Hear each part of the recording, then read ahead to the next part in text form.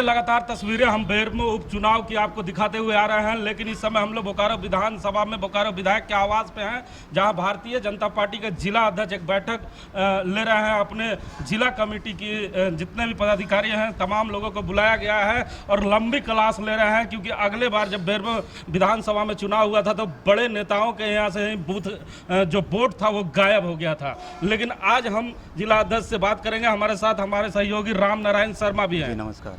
तो सर, सबसे पहले ये जो क्लास आज आपने लगाया है अपने जिला कमेटी के पदाधिकारियों के साथ, लेकिन अगले बार जब बेरमो में चुनाव हुआ था तो देखा गया था कि जो बड़े नेता हैं भारतीय जनता पार्टी के, कहते हैं कि हम बड़े नेता हैं, लेकिन बड़े नेताओं के यहाँ से बक्सा से बहुत कम वोट निकला था, छोटे छोटे वोट निकले थे। तो इसको मजबूती देने के लिए क्या बैठक बुलाई गई है? देखिए हिमांशु जी, पहला बात कि हम लोग यहाँ कोई पदाधिकारियों का क्लास नहीं ले रहे हैं।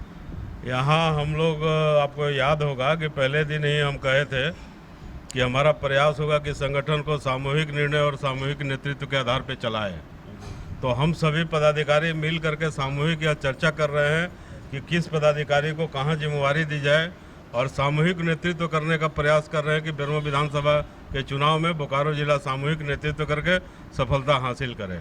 रही बात कि पिछले विधानसभा चुनाव में बड़े बड़े नेताओं के यहाँ जो बूथ में उसका परिणाम अच्छा नहीं आया, तो ऐसा सबके साथ नहीं है। हाँ, कुछ जगह पर ऐसा ज़रूर हुआ, इसलिए इस बार हम लोग सजग हैं और प्रयास कर रहे हैं कि जो भी बड़े नेता जहाँ रहते हैं सारे लोग अगर अपना अपना पंचायत और अपना अपना बूथ देख ले तो हमको लगता है कि भारतीय जनता पार्टी की सफलता में कोई संदेह नहीं होगा। सर, अक्सर देखा जाता है कि बेरमो विधानसभा को लेकर आपके नाम की भी चर्चा अक्सर होती रहती है। आपने भी कई दफ़ा इच्छा जताई है। अगर पार्टी आप पर भरोसा जताती है तो क्या आप इसके लिए पूरी तरह तैयार हैं? हमारी प्राथमिकता मेरा चुनाव लड़ना नहीं है। हमारा प्राथमिकता है कि पार्टी जिसको भी निर्णय ले, जिसके पक्ष में निर्णय ले, उसका कैसे सफलता सुनिश्चित करे, ये हमारी प्राथमिकता है। और रही बात अपनी उम्मीदवारी का, तो भारतीय जनता पार्टी में हर एक कार्यकर्ता को अपनी उम्मीदवारी का दावा करने का अधिकार है। पार्टी के अंदर आंतरिक लोकतंत्र है और कोई अब वंशवाद और परिवारवाद की पार्टी नहीं है, तो इसलिए सब लोग दावा अपना करते हैं।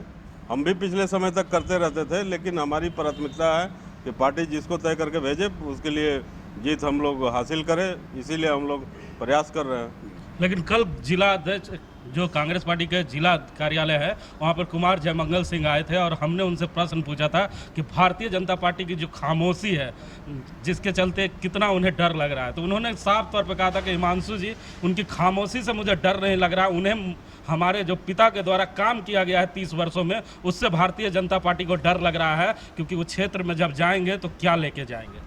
देखिए हिमांशु जी, जब आप ये चर्चा छेड़ दिए हैं तो 30 वर्षों का बहुत ही काला इतिहास है। अगर हम लोग अपना मुंह खोलेंगे तो सब समझ में आ जाएगा कि 30 वर्षों में उन्होंने क्या किया। 25 वर्ष बनाम 5 वर्ष का अगर हम लोग तुलना करेंगे, जो पिछला 5 वर्ष माननीय बाटुल जी का कार्यकाल रहा, तो उनका 25 वर्ष का कार्यकाल पीछे चला जाएगा। इन 5 वर्षों में जो रघुवर जी के सरकार में काम हुआ है कि पूरे बेरमो विधानसभा में 1200-1300 करोड़ के विकास की योजनाएं संचालित हुई है झारखंड सरकार के द्वारा, जिसमें कई पुल पुलिया बना, मेगा जलापूर्ति योजना बना। हम उनसे प्रश्न करना चाहते हैं कि आज सरकार जाते ही सारा काम ठप हो गया, और वहाँ से जब कांग्रेस के प्रतिनिधि चुन के गए थे तो उनको प्रयास करना चाहिए था कि जो पूर्व से योजनाएं चल रही है उसका क्रियान्वयन सुचारू रूप से हो, लेकिन सारा योजना शिथिल हो गया। वैसे आप देखें तो पूरे झारखंड में हेमंत जी की सरकार बनते ही ट्रेजरी में ताला लग गया और विकास का काम ठप हो गया। लेकिन अगर वो बेरमो के प्रति इतना सजग थे तो कम से कम अपने क्षेत्र में तो जो योजना चल रही थी पूर्व से, उसको पूर्ण कराना चाहिए था। आप देख लीजिए उठा करके, आप फुसरो मेगा जलापूर्ति योजना, बेरमो 19 पंचायत का मेगा जलापूर्ति योजना, अरमो का मेगा जलापूर्ति योजना, चंद्रपुरा का मेगा जलापूर्ति योजना, और कई योजना जो ग्रामीण क्षेत्र में अंगवाली है, चांपी है, ये सब में अधूरा थोड़ा थोड़ा के लिए वो जो है सो लटका हुआ है, लेकिन पूर्ण नहीं करा रही है सरकार। तो इसलिए वो विकास का दावा नहीं करे। हम तो कहते हैं कि एक कोई वैसा काम नहीं। हमारा भारतीय जनता पार्टी में देखा जा रहा है कि इस चुनाव को लेकर एक अनार 100 बीमार वाली कहावत जो है चरितार्थ हो रही है। ऐसे में अगर किसी एक व्यक्ति को आपने सेलेक्ट करवा भी दिया तो इससे समन्वय बनाने में आपको कितनी चुनौती का सामना करना पड़ेगा? वो कोई चुनौती नहीं है और यह कोई पहला अवसर नहीं है। हमको तो इस बात का खुशी है कि हमारे यहाँ कई कार्यकर्ता विधानसभा के उम्मीदवार के योग्य हैं, तो यह उनकी योग्यता प्रदर्शित करता है, यह कोई कमजोरी नहीं है। और हम तो पहले ही बताए कि हमारे यहाँ आंतरिक लोकतंत्र है, सारे कार्यकर्ताओं को अपनी उम्मीदवारी पेश करने का अधिकार है, राजनीतिक कार्यकर्ता को अपना महत्वाकांक्षा भी रखना चाहिए, लेकिन यहाँ संगठन जिसको तय कर देता है, सारे लोग मिल करके उनके लिए काम करते हैं। यही भारतीय जनता पार्टी की विशेषता भी है। पूर्व में भी आप यह चीज़ देखे होंगे। अच्छा भरत जी, विशेषता तमाम लोग जानते हैं भारतीय जनता पार्टी की, लेकिन जब बेरमो चुनाव की चर्चाएं हो रही थी और हम लोग बेरमो विधानसभा की गलियों में जा रहे थे, तो लोगों ने हम लोगों से जरूर कहा कि ज़रा भारतीय जनता पार्टी और कांग्रेस के लोगों से ज़रूर पूछिएगा, क्योंकि भारतीय जनता पार्टी लगातार कह रही है कि कांग्रेस में परिवारवाद है। तो वहाँ मान लीजिए कैंडिडेट सेलेक्ट हो चुका है, उसे कोई रोक नहीं सकता, लेकिन भारतीय जनता पार्टी में अभी कैंडिडेट सेलेक्ट नहीं हुआ है। तो लोग मुझसे कह रहे थे कि हिमांशु जी ज़रा जिला अध्यक्ष से पूछिएगा कि एक जो बहुत बड़ा तबका है बेरमो विधानसभा में, ओबीसी वोटर, क्या वो केवल वोट मारने के लिए भारतीय जनता पार्टी में अब रह जाएगा? अगर हमारे उम्मीदवार का टिकट कट जाता है तो हम भी विचार करेंगे। इस बात में हमको नहीं लगता है कि कोई इस बात में दम है, इसलिए कि भारतीय जनता पार्टी ओबीसी को ही जिला अध्यक्ष बनाया है, भारतीय जनता पार्टी ओबीसी का मुख्यमंत्री बनाया है, भारतीय जनता पार्टी ओबीसी को प्रधानमंत्री बनाया है। ओबीसी का महत्व जितना इस सरकार में मिला है, हमको नहीं लगता है कि किसी ने सरकार में इतना महत्व दिया है। मतलब मान लिया जाए कि इस बार बेरमो विधानसभा में ओबीसी को जगह नहीं मिली। नहीं, ये हम आपको नहीं स्पष्ट कर सकते हैं, ये हमारा प्रदेश का नेतृत्व और केंद्रीय नेतृत्व तय करेगा। लेकिन इस आधार पर भारतीय जनता पार्टी राजनीति नहीं करती है कि ओबीसी होगा या मतलब कि कोई स्वर्ण होगा, इस तरह की राजनीति करती है। योग्यता और क्षमता के आधार पर भारतीय जनता पार्टी का चयन का प्रक्रिया है।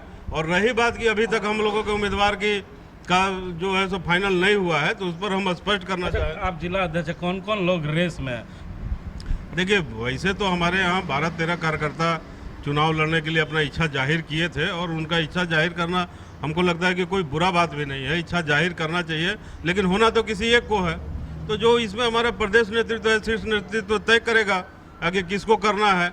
लेकिन जहाँ तक उम्मीदवार का देरी होने की बात है, तो भले उम्मीदवार का समय पर निश्चित रूप से घोषणा हो जाएगा, संगठन इसकी तैयारी पहले से कर रहा है। आज 1 महीना से भारतीय जनता पार्टी का संगठन चुनाव की तैयारी में लगा है, और भारतीय जनता पार्टी में प्रत्याशी से ज़्यादा संगठन चुनाव लड़ता है। इसलिए जब सैनिक तैयार हैं, तो जब युद्ध होगा तब फरियाने के लिए हम लोग तैयार हैं। इसलिए कोई ऐसा नहीं है कि उम्मीदवार के कारण कहीं कोई काम प्रभावित हो रहा है, ऐसा नहीं है। हमारा संगठन पूरा रेडी है, पार्टी जब घोषणा करेगी हम लोग जाएंगे मैदान में।